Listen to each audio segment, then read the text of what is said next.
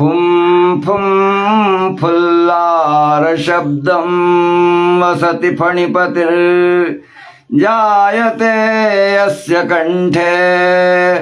Didn't didn't डिन्नातिडिन्नं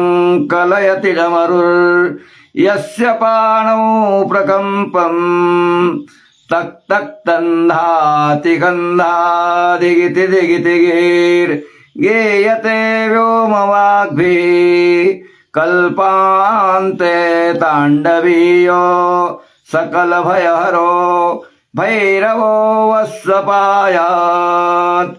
यं यं यं यक्षरूपं दशदिशि वदनं भूमिकम्पायमानं सं सं संहारमूर्तिं शिरमुकुटजटा शेखरं चन्द्रबिम्बं दं दं दं दीर्घकेशं विकृतनखमुखं चोर्ध्वरेखाकपालं पं पं पं पापनाशं प्रणमत सततं भैरवं क्षेत्रपालम् काश्यां वै भैरवो देवः संसारभयनाशनः अनेकजन्मजं पापं स्मरणेन विनश्यति।